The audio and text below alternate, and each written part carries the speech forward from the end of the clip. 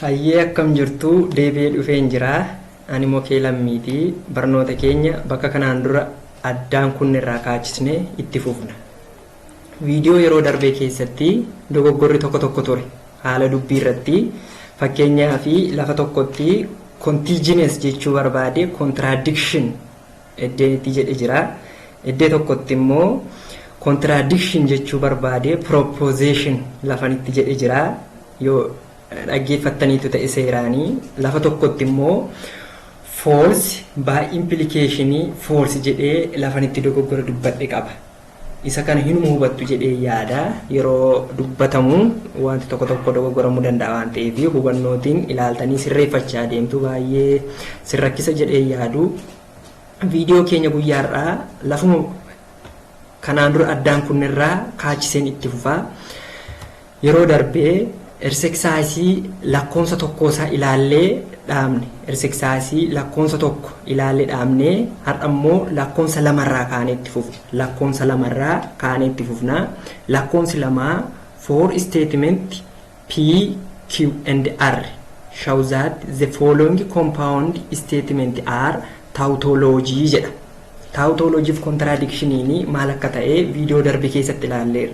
Tautology ta'uudhaa fi compound proposition nu kenname suni truth value isaa true dhufuu qaba. True ta'uu qaba. Contradiction immoo faallaa kana compound proposition nu kenname false ta'uu qaba. Akka tasaa yoo wal keessa ta'e argame immoo contingence akka jedhamu ilaallee turre.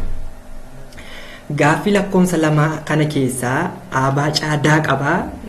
C qofa laalla. C qofa laalla yeroo keenyatti fayyadamuuf jecha C hojjennaan inni kan ifanuma ta'a. C qofa ilaalla. C maal jedhaa? Hammattuu guddaa keessatti hammattuu lamaan cufee P implies Q and Q implies R. The whole kana lamaan saammoo implies P implies R itti implies godha. Tartiiba hojii isaati kuni dura warra hammattuu keessa jiru kana lamaan xumurree gara isa kanaatti walii gala saafin. Kanaafuu yeroo laallu P qabnaa kompoonentii Q qabnaa R qabna. Isaan kan akkuma kanaan dura laalaa turreetti akka kanaatti naqannee P implies Q ishee jalqabaa kana P implies Q kana hojjennaa. Lammata irratti immoo Q implies R. Q implies R isa kan hojjennaa. Sadaffaa irratti immoo ishee kan hojjennu P implies R. P implies R kana hojjennaa. Simpliitiin adda baasnee hojjechaa deemna. Achi booda isa kana lamaan tokko waan walitti hidhameeruu fi P implies Q and Q implies R kana lamaan qofaatti hojjennaa. Kana fuunee egaa immoo implication'iitiin kanatti qabsiisna isa dhumaa irratti deebii isa dhumaa argannaa jechuudha. Kana wal bukkee qabdanii gaafa ilaaltanii dhuma irratti maal dhufaa? Hundisaa tiruu dhufa. Hundisaa tiruu ta'a. Gaafa hundisaa tiruu ta'u truth value isaa tiruu dhufe jechuun compound preposition'iin tokko tautology ta'aa jechuudha. Kanaafuu inni nuu kenname kuni tautology ta'uu dhiisuu isaa agarsiise waan jedheefi akka kanaatti agarsiisne. Akkaataan hojii isaa yeroo guba waan ta'eef irra hin deebu. Wal bukkee qabdanii connectivity isinii kennameen ilaaltu baay'ee rakkisu. Kanaafuu caarra inni jiru tautology ta'aa jechuudha. Caarra inni jiru tautology ta'a. Question number 3. Question number 3 ni for statement P and Q show that P fi Q nu kenne maal agarsiisi jedha? P and negation of Q and kan akka qaama tokkootti fudhate and P and Q kuni contradictionii ta'uusaa agarsiisii jedha. Inni dura ilaalle inni lakkoomsa lamarra jiru tautology ta'uusaati. Contradictionii ta'uusaa tiruus teebilii isaa ijaarree hanqaama kanaa hundisaa yoo falsii dhufee contradictionii ta'aa jechuudha. Yoo hundisaa falsii dhufee truth value isaa laallee anisa kanaa yoo falsii dhufee hundisaa contradictionii ta'aa jechuudha. Contradictionii ta'a. yoommoo contradiction ta'uusaa agarsiisi waan jedhee fi in agarsiifne lakkoomsa gaaffii lakkoomsa sadaffaa kan akkuma amma ilaallee truth value isaa truth table isaa kana fakkaata p qabnaa q qabnaa negation of q kunooti isa jalqabaa kanaa as kanatti finne ilaallee isa lammataa kanammoo as kanatti finne ilaalle p and q walii galasaa kanammoo as kanatti finne ilaalle wal bukkee qabdanii gaafa ilaaltanii dhumarratti paartiin kun maal ta'ee dhumarratti foolsii dhufe akka kanaatti agarsiisnaa jechuudha. Compound ta'ee yoo wal qabatee dhufee isa hammattuu keessa jiru qopaatti hojjennee kun akkuma kanaa deebisnee dhumarratti walitti finna. Xumurarratti walitti finnaa dhumarratti deebii dhumarratti dhufe kana murteessan. Amma hundisaa foolsii waan dhufee fi wanti kunii contradictionidha jechuudha. Contradiction ta'aa jechuudha. Hundisaa foolsii waan dhufeef akka kanaatti agarsiisna. Truth value isaa yookiin truth table isaa akka kanaatti ijaartanii agarsiisu jechuudha. Waan biraan qabu akkaataatti ijaaramu immoo kanaan duras ilaalleerra waan ta'eef yeroo baay'ee ittiin gumna. Gaaffiitti aanu number 4 gaaffiin lakkoomsa arfaffaan immoo write the contrapositive and the converse of the following conditional statement. Conditional statement nuu kennee contrapositive fi converse isaa gaafata. Fakkeenyaaf conditional statementiin tokko P implies Q jedhee yoo kenname viidiyoo yeroo darbee keessaa guutummaatti argachuu dandeessu. P implies Q conditional statementii tokko ta'ee yoo nuu kenname conversiinsa akkam ta'a? Conversiinsaa wal jijjiira. Q fi P bakka wal jijjiira. Q implies P ta'a jechuudha. Conversiinsa. Contrapositiveinsa immoo isa bakka wal jijjiirre kana negate goona yookiin inverse goonaa jechuudha. Negation of Q implies negation of P ta'a jechuudha. Contrapositiveinsa isa kana nu gaafata. Amma maatiin gaafate sentensiitiin gaafate eerrasa jiru. If it is cold then the lake is frozen. The lake is frozen. Kuni maal ta'a?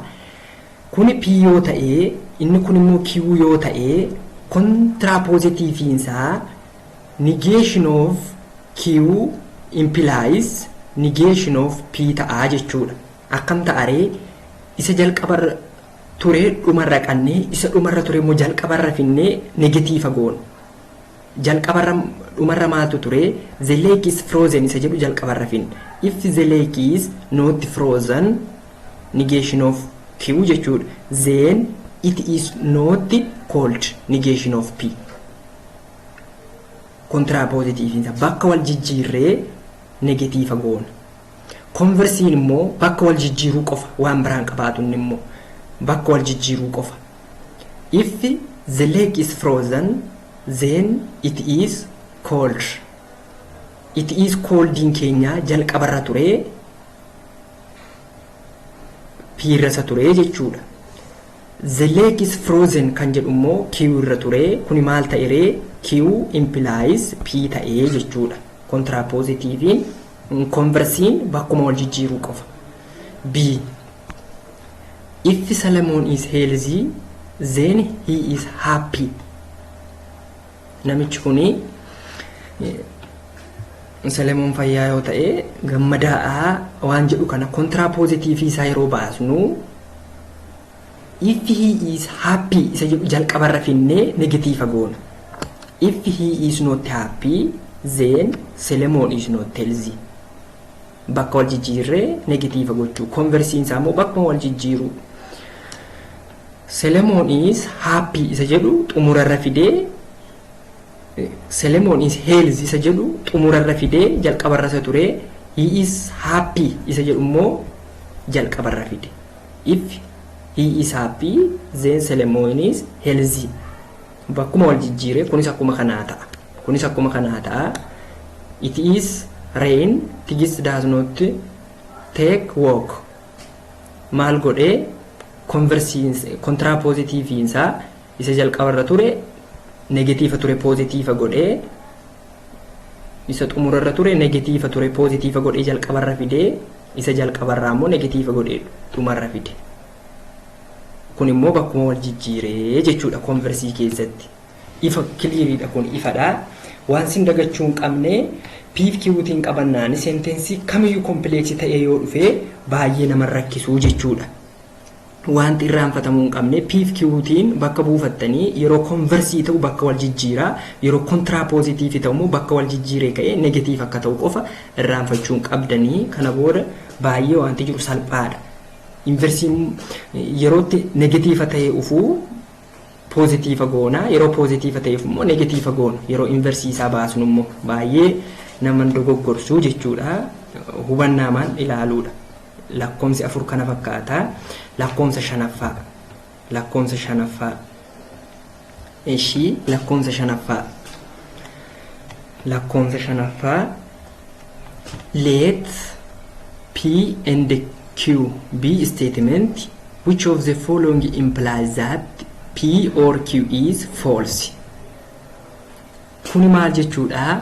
P fi Q'n statement yoo ta'anii P or Q'n immoo false yoo ta'e kanneen armaan gadii keessaa kamtu wanta kana dhugoomsuu yookiin irratti imply ta'uu danda'a jedha. Mee suuta jennee ilaalla waan kana.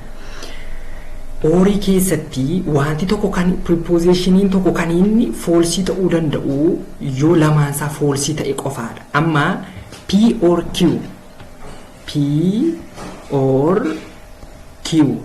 is equals to false jechuun maal jechuudha? False jechuuni P keenyas falseedha and Q keenyas falseedha jechuudha. P'nis falseedha, Q'nis falseedha. Kan akka kanaatti qabannee gara filannoof eerra isa jiru. A. Negation of P or negation of Q assigned to false jedha. Isa gararraa hima kana keessa yoo finne dhugaa taasisuu dhiisuu isaa ilaalla. Negation of P or negation of Q false yoo ta'e P fi Q bakka kanaaf inni yoo false ta'e aanra inni jiru irratti imply ta'uu danda'a jechuudha.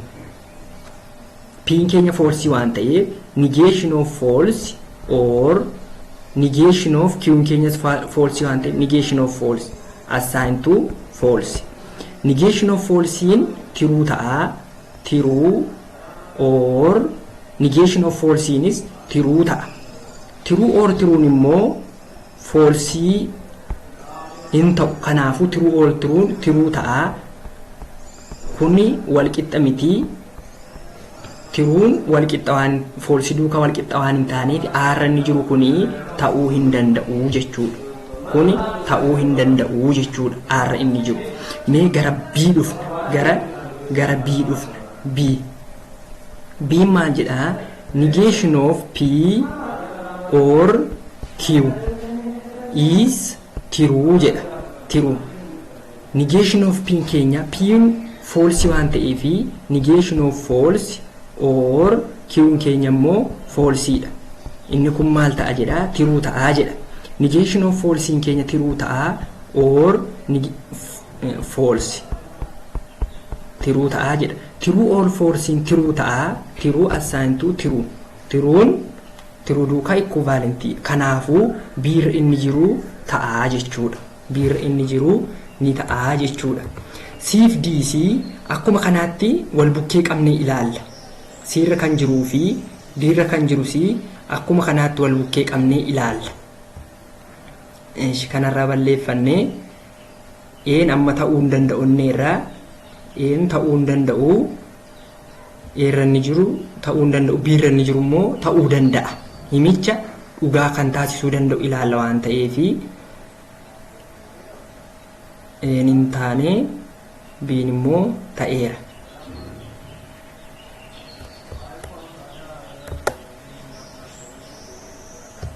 C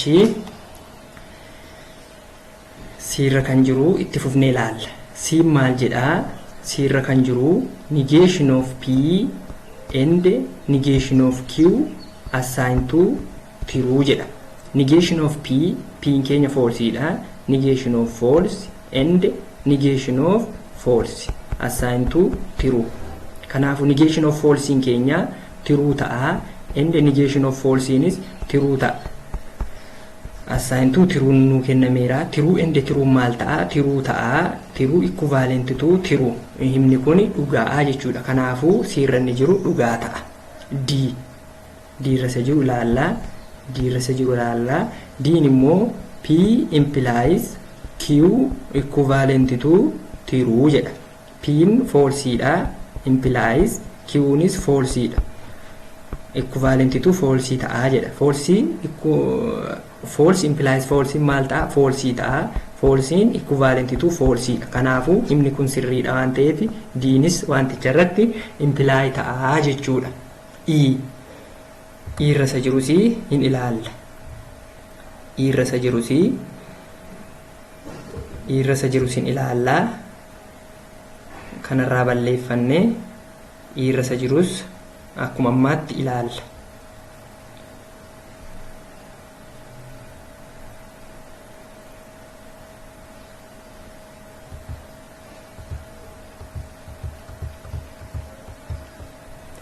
Irra isa jirus akkuma ammaatti ilaalla. Ishii kuni false anu jalaa badde. E maal jedhaa? P and Q is what is false jedha. P and Q is false. P keenya false dha. False and Q keenyas false dha. Assigned to false jedha.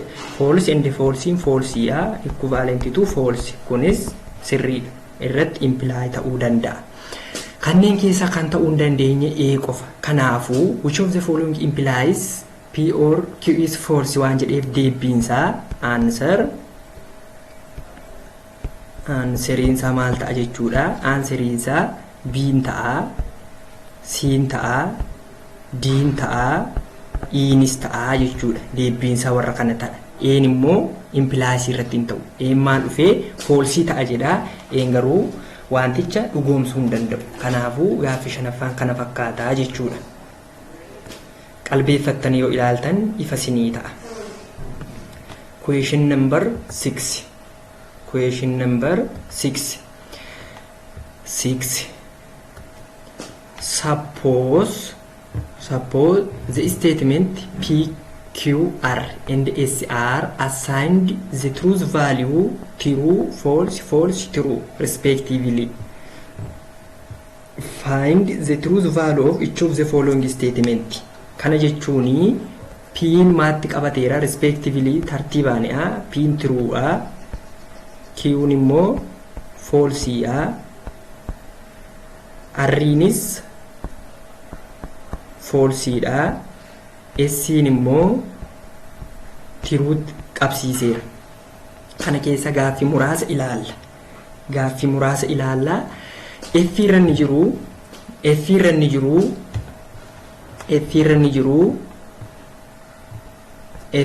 jiru maal jedhaa? P or R if and only if R and negation of S. Akka kanaatti kenna. P keenya tiruudha or R'n keenya immoo false'dha. Hammattuutti qabsiifnee by implication deebii R'n keenya ammas false'dha and negation of S. Negation of true. S'in keenya immoo tiruutti assign ta'eera. Kanaafuu true or false'ni true ta'a. By implies false and negation of true immoo false ta'a. Kan hammattuutti walitti qabsiifannee true by implication false and false immoo false ta'a. True by implication false immoo maal ta'a? By implication keessatti gargar yoo ta'e false ta'a jechuudha. Kanaafuu truth value inni F irra jiru false ta'a. F tiruus vaaliyuun keenya inni f irra jiru akkanitti foolsii ta'uu danda'u nutti agarsiisa. f irra inni jiru foolsii ta'a. Akkuma kanaatti hojjetama hundisaayyuu. Inni tartiibaan jiru hundisaayyuu akkuma amma ilaalle kanatti hojjetama. Kanneen keessaa mee muraasitti tokkotti dabalee bira darba. Isaan malaalle keessaa tokkotti dabalee bira darba. Bakkuma bakka isaa tiruus vaaliyuu isaa nuun kenneera waan ta'eef bakkuma qubee isaa buusnee seera konnektiiviitii eeggannee appilaa irratti goonennaanii waan nu rakkisuun qabu. Seeruma isaa eeggannee appilaa irratti goonennaan baay'ee waan rakkisuun qabu. Kana keessa kamtu xiqqoo dheeraa fakkaataa I irra isa jiru itti daballa. I irra isa jiru itti daballee bira darbina. I R and S implies P implies negation of Q or S. Kuni akka qaama tokkotti wal qabateera. Kanaafuu R irra maaltu jira? R'n keenya falsiitu assaanti ta'eera. False and S'in keenya immoo tiruudha.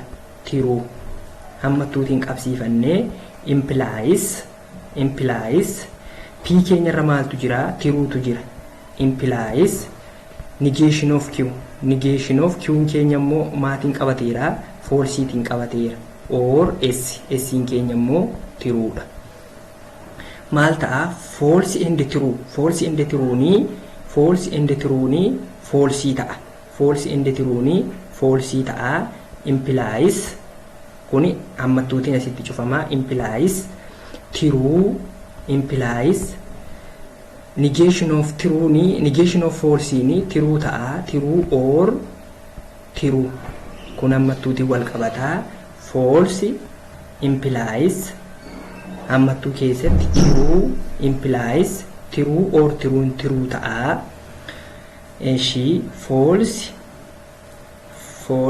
implies hammattuu keessaa true implies true maal ta'a? True implies true ta'a. Amma false implies true immoo maal ta'are? False implies true ta'a. Kanaafuu I irra inni jiru tiruus vaaliyuun isaa tiruu ta'a jechuudha. Akka kanaatti hundi isaa hojjetamu. Bakkuma bakka isaa buusnee seera konnektiiviitiin of eeggannootiin appilaa itti goonee hojjechuu qofa. Akka kanaatti hojjetamu hundi isaa iyyuu. A, B, C, D amma G itti jira waan ta'eef amma I, F fi I qofan keessaa hojjedhee sababa yeroo fi isa kaanis akkuma kanaatti hojjettu. Fakkeenyuma ammaatiin hojjettu barreeffama isaa xiqqoo ishee ifa yoo ta'u baates hubattanii yoo ilaaltanii inuma isinii ifa. Question number 7.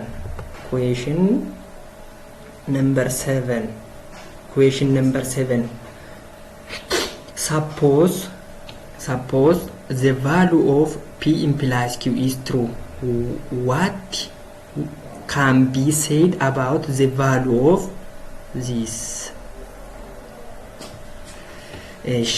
P implies Q true yoo ta'e value is umarratti gaafate kana maal ta'a jedha. Amma P implies Q true kan ta'u yoo maal ta'edha kan jedhudha gaaffiin. P keenya truth value isaa maal akka ta'e argannennaan isa sana bakka buusuun isaa salphaadha. Amma garuu P fi Q kophaatti nu laanne akkasa duraa addatti nu laate. Kophaatti nu laanne addatti nu laanne walitti hidhee nu laate P implies Q tu true ta'aa jedha. Kana jechuun maal jechuudha? P implies Q assigned to true. P fi Q yoo maal ta'e impliesiitii wal qabate true ta'a. Keezii sadii qabaata. Kan inni true ta'uu danda'u karaa sadiidha. Combinationii sadiitiin. True yoo ta'e, false yoo ta'e fi false true yoo ta'e true ta'a. Keezii kana sadaniin ilaallaa jechuudha. Keezii kana sadaniin ilaalla. Amma case 1 Pnis yoo true ta'e and Q'nis yoo true ta'ee wantichi true ta'uu danda'a. Case 1 irratti. Case 2 irratti immoo case 2 p keenya yoo p false ta'ee akkasumas q'n keenya yoo true ta'ee implies isaa true ta'a. Case sadaffaa case 3. Case 3 immoo p keenya yoo false ta'ee akkasumas q'n keenya yoo false ta'ee wantichi true ta'uu danda'a. Combinationiin kun hundi isaayyuu true ta'a. Implies yoo wal qabate. Implies yoo wal qabate true ta'a. Implies yoo wal qabate true ta'a. Amma keezota kana sadaniin ilaallaa jechuudha. Keezota amma barreessine kana sadaniin ilaalla. Keezii isa jalqabaarraa kaanee ilaalla. Keezii isa jalqabaarraa kaanee case 1. Case 1 maal jennee if p is equals to true and q is equals to true yoo ta'e case inni jalqabaa isa kana case isa kana ilaalla. Kana yoo ta'e negation of p and q isa kana jechuudha. Isa kana negation of p and q by implication p or q keenya maal ta'a.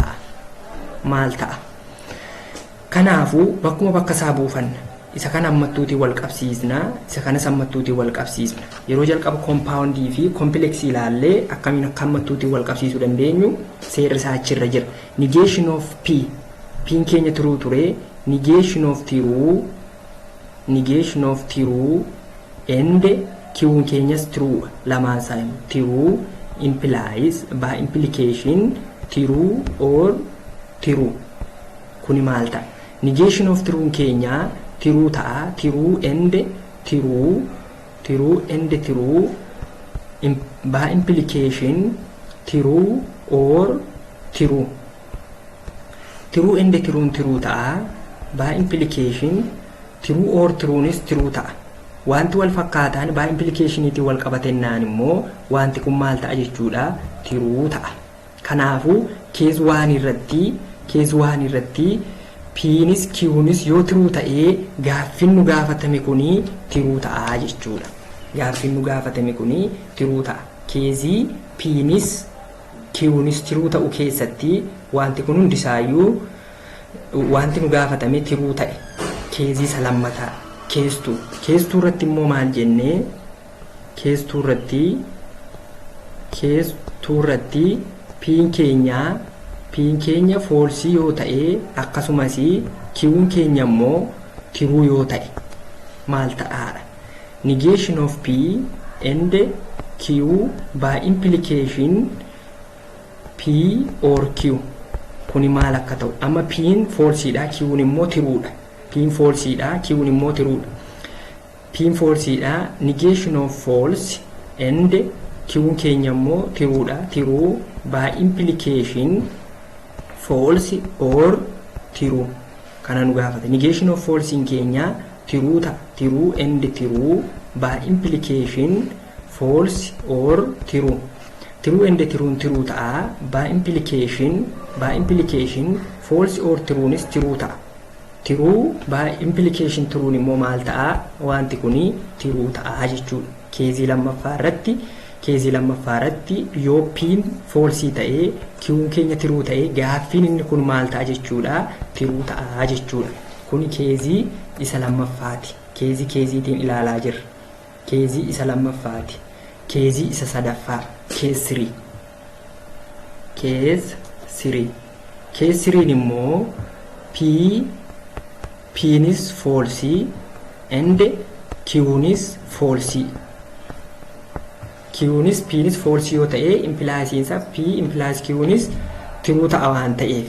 Kanaafuu negation of p and q by implication q or p or q maal ta'a? Akkuma vaaliiwwan kana negation of p amma lamaan isaa falseedha. Negation of false and false by implication false or false. negation of false in keenya true ta'a and false by implication false or false. True and false in false ta'a by implication false or false in si false ta'a. Kanaafu kun lamaan isaa maal ta'a jechuudha, false waan ta'eef lamaan isaayyuu true ta'a.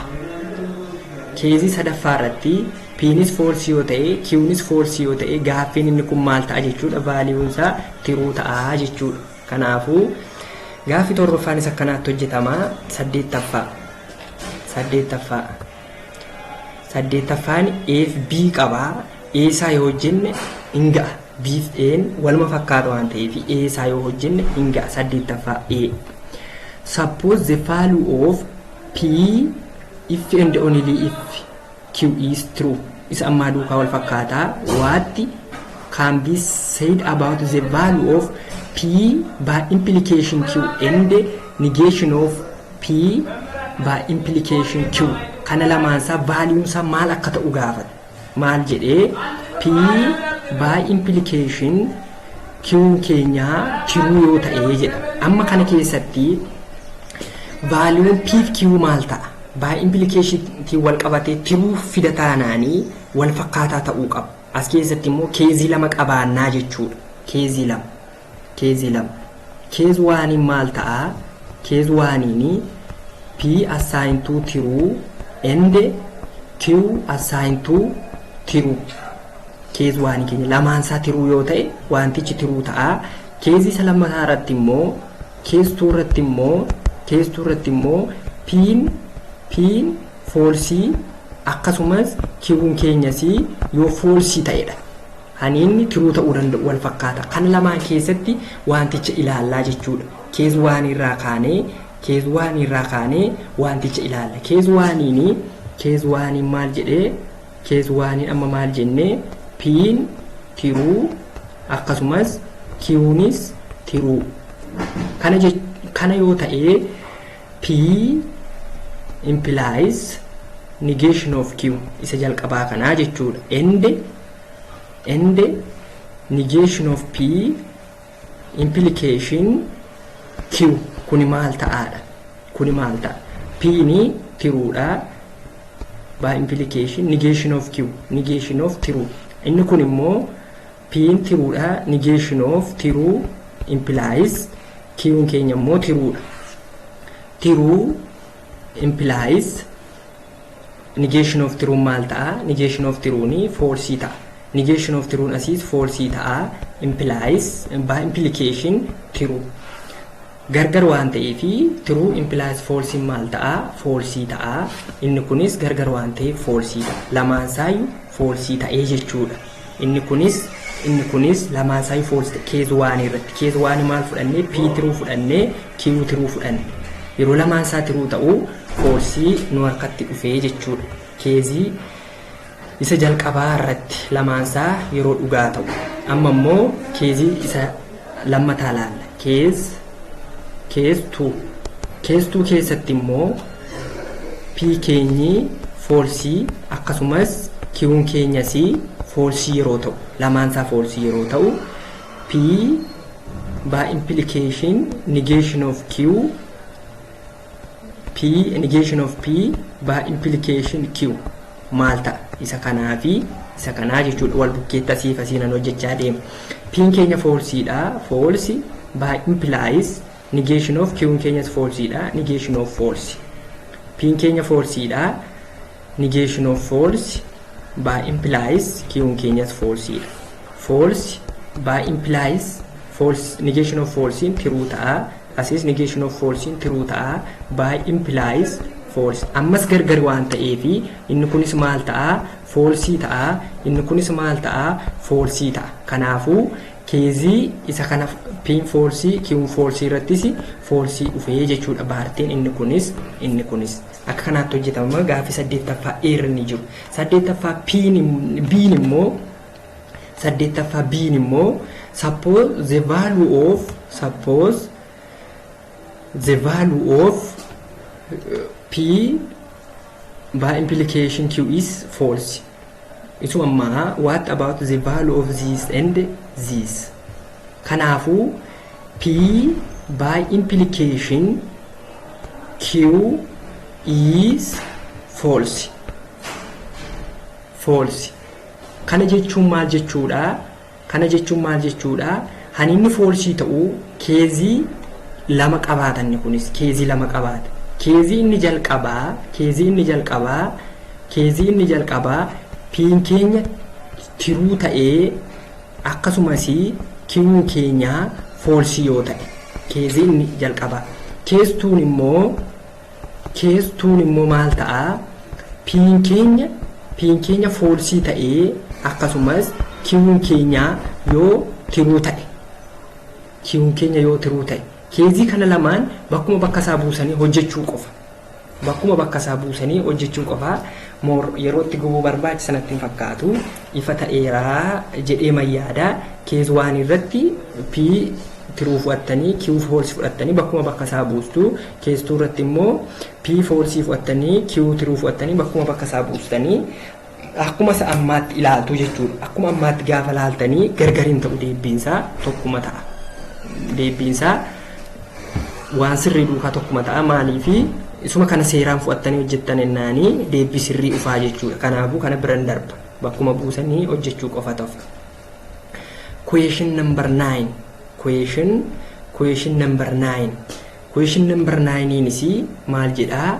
Construct the truth table for each of the following statements. Kun immoo truth table isa ijaariidha. Truth table isa ijaaruu qofa. Eeranni jiru B, C, D, E, F. Kana keessa F irra jiru kanatu guddaa waan fakkaatuu fi truth table isa ijaara. Amma truth table ijaaruutu ulfaatatu hin taane yeroo compoundii ta'uu tartiibattiin hojjennudha. Tartiibatti wanticha hojjennudha. Fakkeenyaaf hubannee ilaali. Akkamiin amma F gaafa hojjennu hammattuun kamiif kam akka walitti qabeeru hubannee ilaaluu nu gaafata. Amma paartiin kun hammattuu tokkoon hidhameera. Isa kana paartii isa kana keessa jiru dursinee hojjenneetu isa kanatti hojjenna. Akkuma seera herregaa irratti appilaayi goone isa hammattuu keessa jiru dura hojjennu. Kanaafuu kana maal goonaa? Isa hammattuu kana keessa jiru dursinee hojjenna. Akkamiini? Jalqabaa PQ R keenya kompoonentoota isaa tarreeffannee P implies Q dursinee hojjenna. Isa paartii kana keessa jiru achii booda Q and negation of Q itti aansinee hojjenna. R and Q itti aansinee hojjenna. Isa kanaaf isa kana jechuudha. Kana booda kana by implicationiitiin walitti qabsiisnee hammattuu tokko keessatti cufna. Erga kana hojjennee booda isa kana implicationiitiin itti qabsiisnaa jechuudha. Tartiibattiin hojii malee truth table isaa ijaaruun waan baay'ee ulfaatu miti. Kana fakkaataa haalli isaa. Kanaafuu maal goone? Jalqabaa P Q R kompoonentoota jirani kuni to the power of 3 baay'inni isaa kun 8 ta'a. 1 2 3 4 5 6 7 8 ta'a. Baay'inni isaa to the power of 3 waan ta'eef 8 ta'a. Baay'inni isaa irraa gadeensa 8 ta'a. Kanaafuu maal goone? Jalqabaa P and Q fudhannee achi Q and negation of Q taasine achi hammattuu kana keessa jirtu R and Q kana erga fudhannee simpliitti caccabsine isa hammattuu tokko keessa jiru immoo as kanatti hojjenna. Warreen kana lamaanii implicationiitiin walitti qabsiisnee asuma keessaa ilaallee asirratti hojjenna. Dhumarratti isa kanaa walitti finnee implicationiitiin wal qabsiisnee as kanatti keenye jechuudha. Waa biraa miti. Akkaataan isaa fakkeenyaaf tooraan ilaalla waan ta'eef baay'ee waan ulfaatu hin qabu. Gaaffiin kun asumaanii hundi isaatti jiru waan ta'eef tiitoloojii fi kontiraaዲkshinii gaafateera ta'e taawotoloojii ta'a. Akka kanaatti hojjetamaa jechuudha. Tokko tokkoon hojjechuuf maatisii waan ta'eef yeroo dheeraa waan fudhatuu fi akkaataa manni itti hojjetuun isinitti agarsiisee exercise keenyaa kana yeroo baay'ee waan fudhatee fi question number 10 jira. Question number 10 immoo ufuma keessan ilaalaa. Viidiyoon guyyaadhaa baay'ee waan dheeratee fi hedduun isin jaalladhaa. Guddaa galatoomaa. Yaadaaf gaaffii yoo jiraate immoo barreessuu hin dagatiinaa. Viidiyoo keenya irratti qeeqa yoo qabaattanis barreessaa waan sirreessuu qabnu jechuudha. Share walii godhaa. Hiriyoota keenya bira akka ga'u share walii godhaa. Hiriyoota keessanitti waan akkasii akka jiru barattoonni waggaa haaraa bilbilaan haa ta'u karaa chaatii karaa kallattiin wal quunnamtan kamiin walitti himuu dandeessu. Liinkii isaa feesbuukii, telegiraama, miidiyaa hawaasaa kamirra walii kaa'uu dandeessu. Kanaafuu waan ofii argattan kana obboloota keessaniin ga'aa siniin jenna. Guddaa galata.